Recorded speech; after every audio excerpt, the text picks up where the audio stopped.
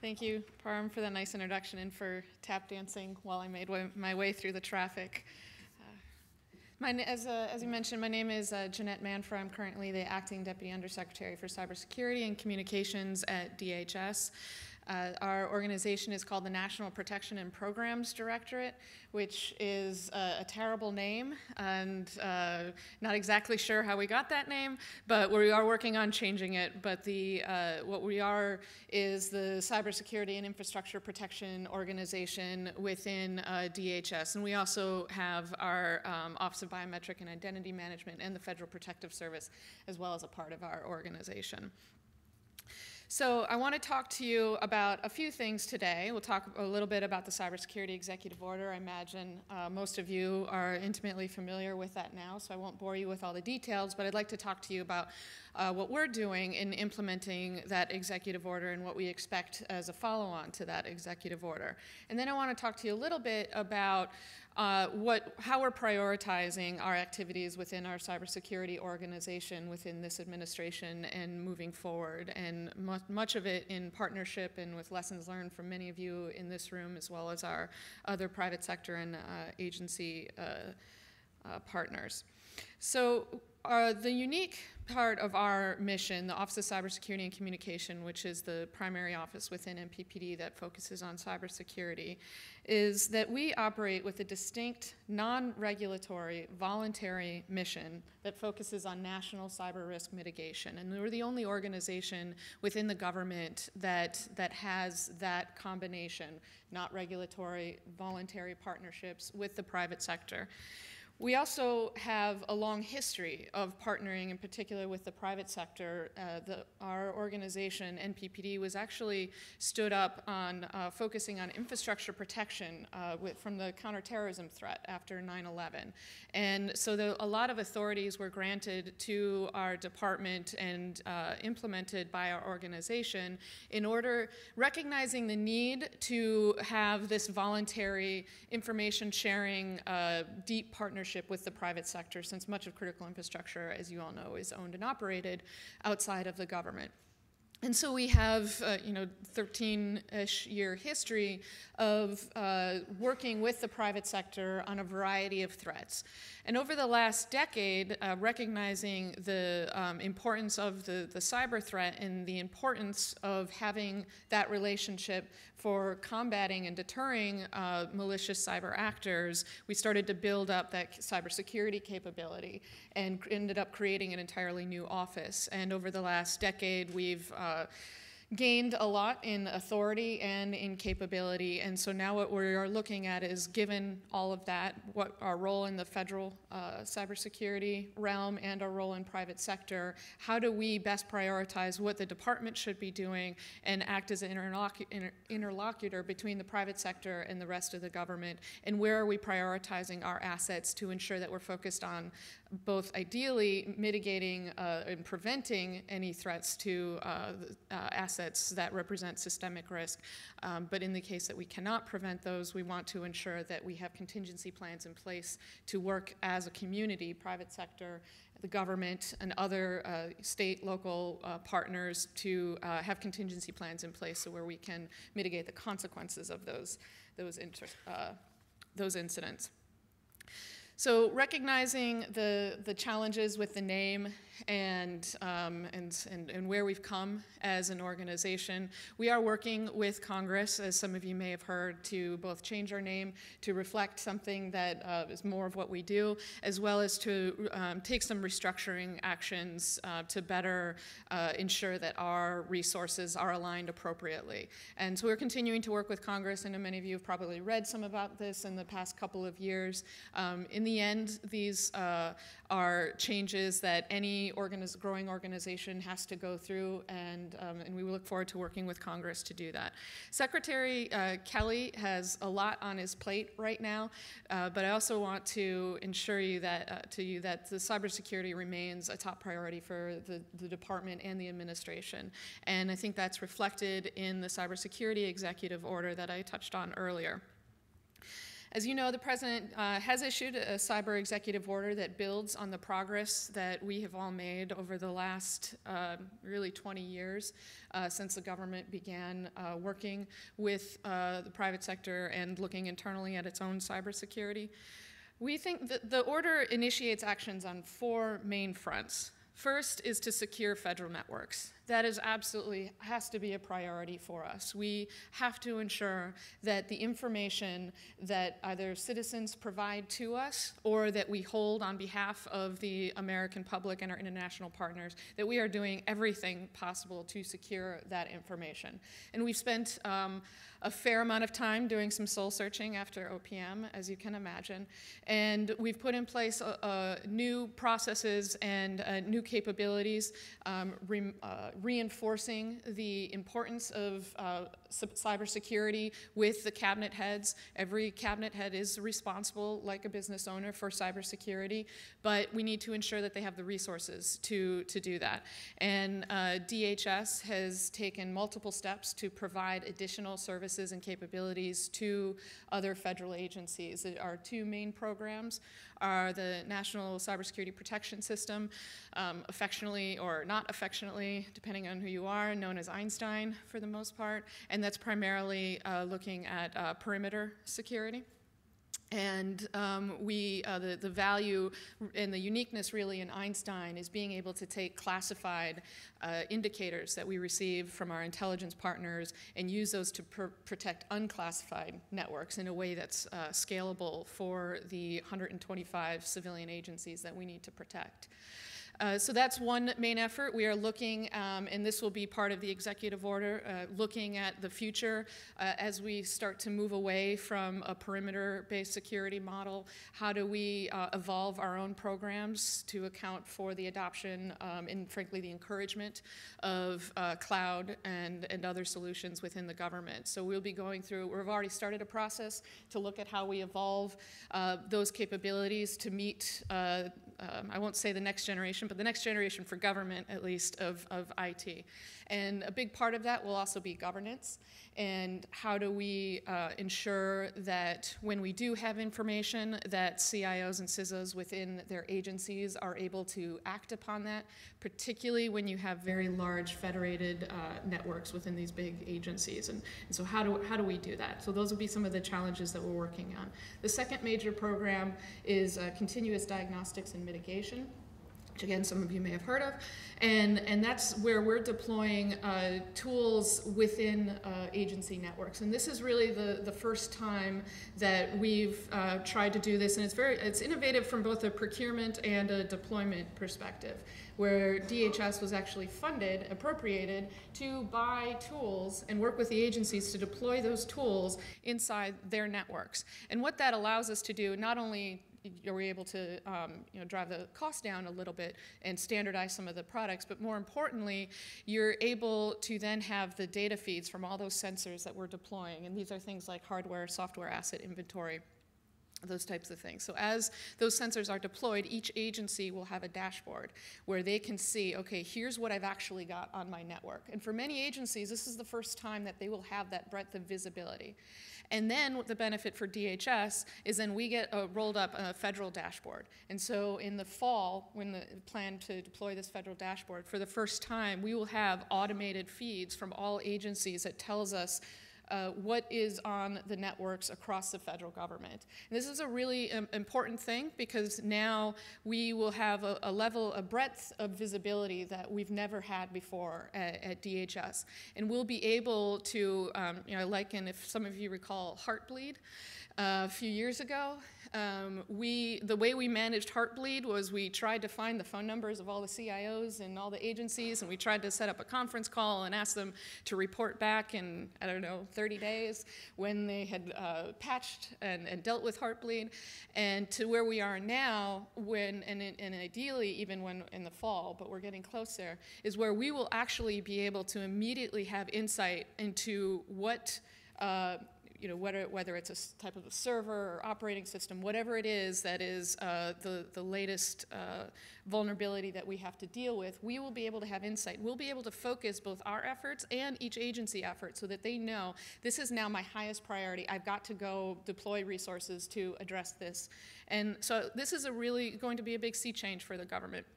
And of course, as likely all of you know, it's not just about deploying the tools. We have to deploy the processes and the governance capabilities to be able to use those. So that will also be a focus. And all of this is being captured under these reports in that first section on the executive order, understanding what agencies' risk is, what risks they've chosen to accept, and then how we get to the point where we're able to have a much more automated reaction across the government.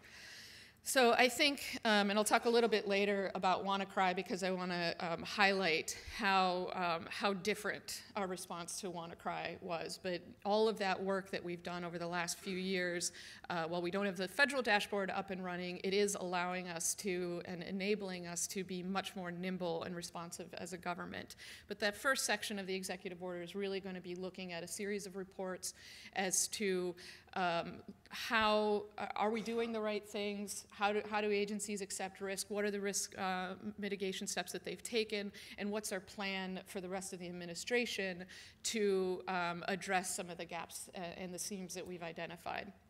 And importantly, a big part of that is IT modernization. It's not always apparent to everybody that IT modernization and cybersecurity have to go hand in hand, but that is very important and something that this administration recognized immediately, is that the lack of modernization is a big vulnerability for the government on the one side, and the promise of the modernization and some of the capabilities that are offered also allows us to modernize our security processes.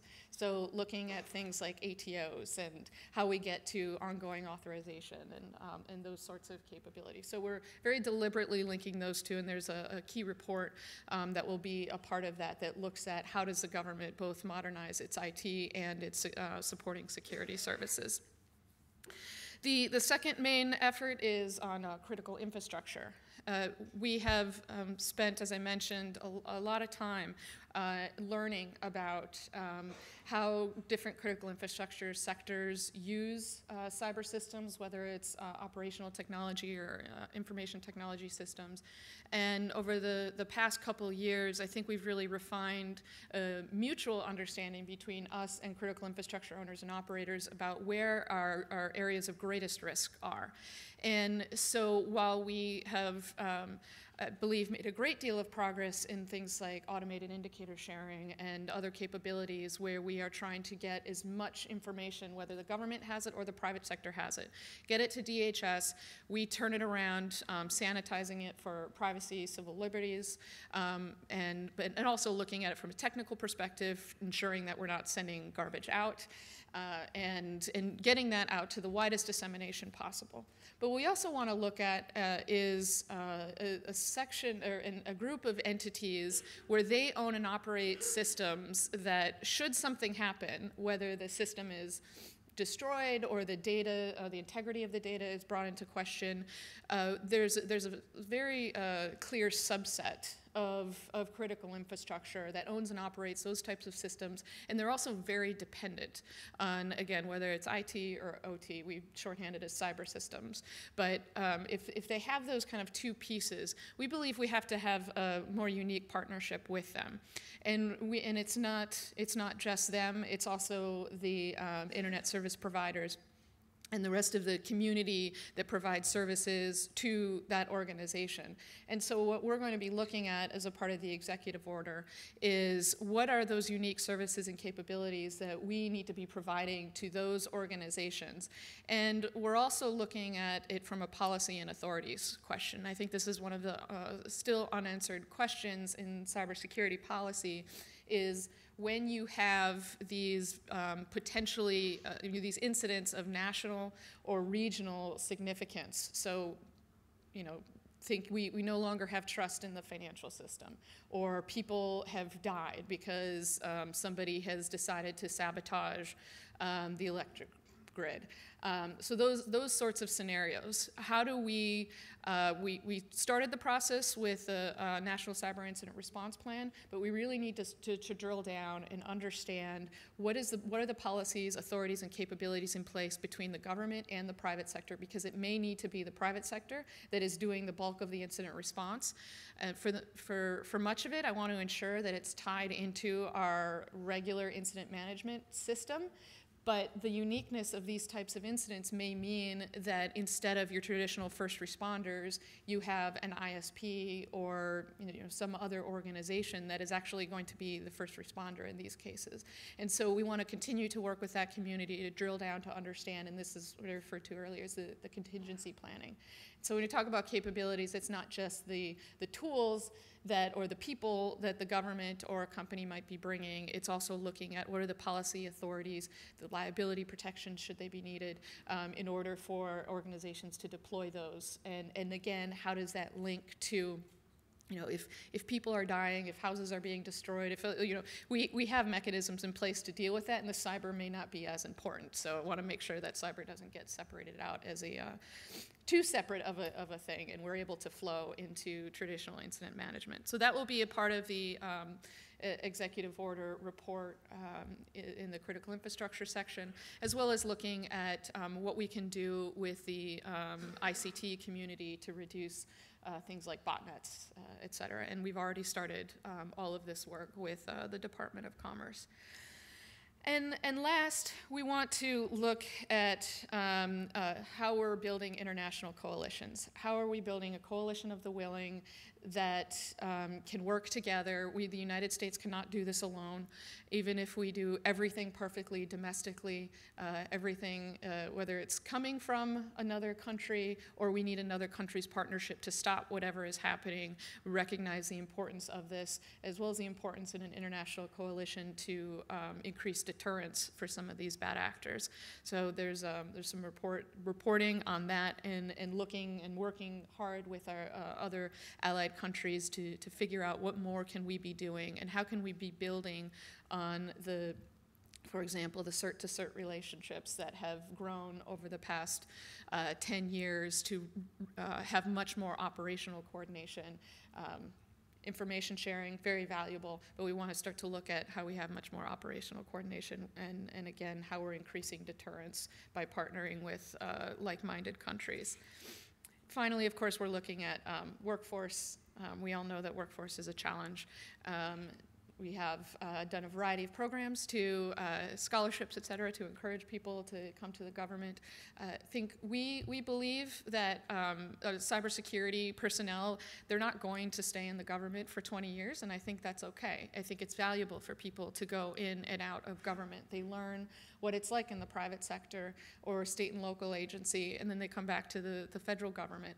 And if they come to us, we'll pay for their school. They'll come to us for a couple of years, get some good training. They'll be very valuable for us. As soon as we can't match their salary, they go work to the private sector, and maybe when their kids have gone to college, they can come back to us and be a leader in our organization.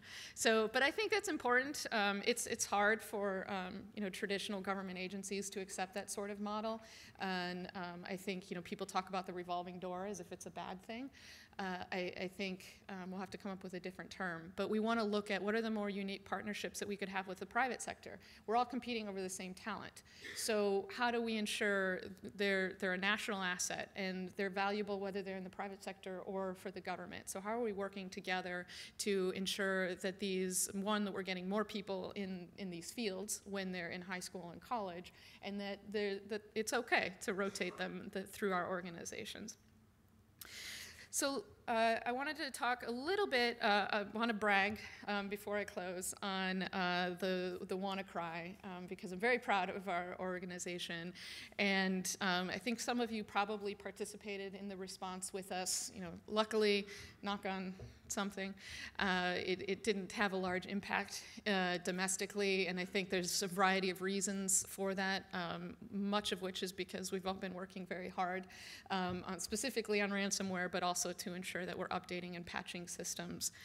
So as I'm sure you're aware, on Friday, May 12th, the widespread ransomware campaign infiltrated various organizations with tens of thousands of infections across 150 countries, including our own country, the United Kingdom, Spain, Russia, Taiwan, France, and Japan. And the way, and I'll just walk you through kind of a tick-tock of how it went, because I think that's the most illustrative. On that Friday morning, an international partner CERT reached out to us early in the morning and said, here's what we're seeing. We got indicators of compromise from the company that's local in our country. We're passing them to you. We immediately were able to take those and start putting those out to our partners. We then, within 2 hours, had all of the IWWN partners on a conference call. We were sharing information. As most of you know, most of the stuff was not at that point happening domestically, so we were purely in receive mode. And that's okay. And so we had people passing technical information to us, giving us the truth about what or what wasn't going on, as was reported to the press. And in the afternoon, we had all of our major ISPs on a conference call looking at what they could potentially do from a voluntary perspective to mitigate this activity. That evening, we had about 45 different companies on a call. Many of them were willing to call at 9 p.m. on a Friday, which I think says a lot to people's dedication to working with us. We had another call at 10:30 p.m. for people who couldn't get on the 9 p.m. And at least for us, for the first time, we were able to put out a technical analysis report Saturday morning. And Friday night, we had a joint FBI and DHS report that had all those various different indicators that we'd been gathering. And Saturday morning, our analysts worked through the night. They worked with other security companies to take the malware apart, understand what was going on, turned it into a report by Saturday morning. And we heard from one of our companies that it would be good to get this information out to small businesses. And so we worked with the SBA, and by Sunday, they had guidance up on their website, and we're pushing it out through all of the various different small and medium-sized business organizations that they work with. And so I think, and we still haven't had a incident in the federal government. And so I think that I want to brag not just about my own organization, but about just the commitment that everybody, many of you in this room, I know were on those calls, and I know there's work that needs to be done and there's improvements that need to be made, but this to me was a really watershed. I've been in this organization for 10 years, and that's the first time that I've ever seen us be able to mobilize that quickly to be able to produce those types of reports, and it was completely dependent on partnerships external to DHS. And so I just want to close with that. Thank you all, and I look forward to working with you in the future.